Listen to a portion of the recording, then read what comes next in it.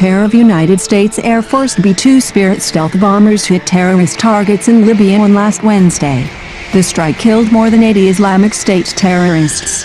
In conjunction with the Libyan government of national accord, the U.S. military conducted precision airstrikes Wednesday night, destroying two ISIL camps 45 kilometers southwest of Sirte, outgoing Pentagon Press Secretary Peter Cook said in a statement. The ISIL terrorists targeted included individuals who fled to the remote desert camps from Sirte in order to reorganize, and they posed a security threat to Libya, the region, and U.S. national interests. While we are still evaluating the results of the strikes, the initial assessment indicates they were successful.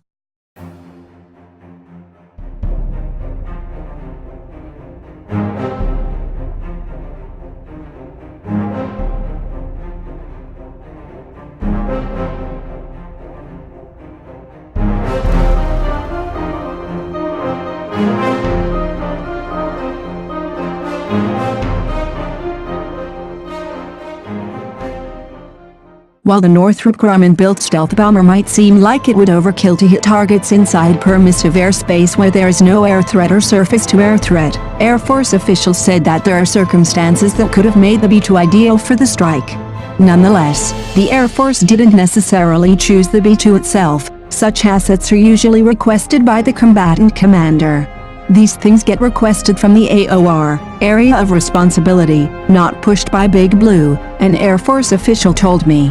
Certainly, the USAF is happy to provide forces that they invest a lot of time and effort into lobbying for investment from Congress. We saw that both in UD, Operation Odyssey Dawn, and when the Raptors were used in Syria but not Libya too.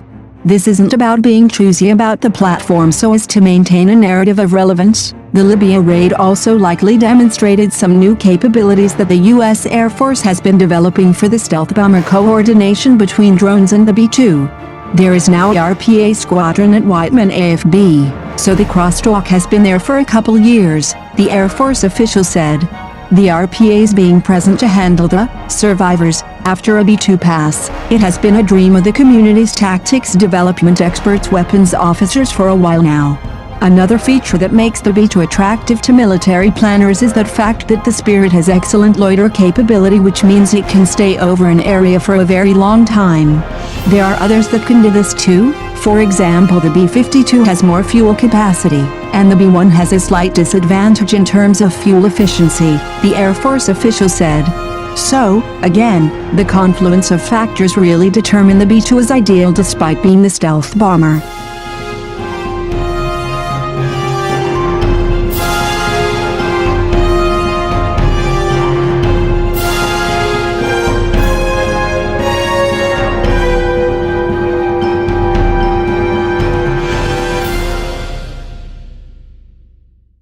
Another reason to use the B-2 in lieu of other bombers is its payload.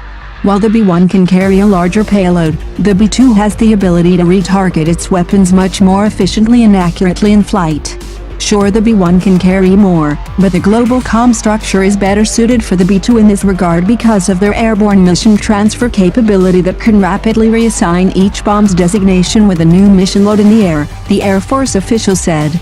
An airborne mission transfer allows you to avoid having the crews type in new coordinates for each new bomb. The other platforms have some ways of doing this too, to varying extent, but not on the same scale, and not with a lot more effort and opportunity for human error. For a sensitive or fleeting target, real-time error-free updates can be invaluable. As such, the B-2's ability to retarget its weapons more efficiently becomes critical. Hypothetically, the B-2 takes off with target locations that cover the most up-to-date intelligence available. Then it gets some updates in the air. It can change a handful by hand, if necessary. It's vastly more easy to know strike pre-planned target locations than it is to add by hand.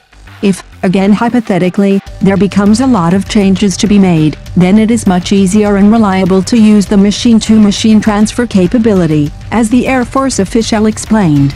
The U.S. Air Force's tiny fleet of B-2s has been practicing these tactics since before the Kosovo War in 1999. These things have been in the works for a while now, the Air Force official explained. The airborne mission transfer is something that gets practiced by the crews in almost every single long-duration training flight. It's a very unique capability tactic in terms of the scale involved with retargeting even a handful of impact points for JDAM. Just imagine if you needed to do that with up to 160 impact points, each B2 carrying 80 GBU 38s. Or if there are 3 B2s in a strike package, 240.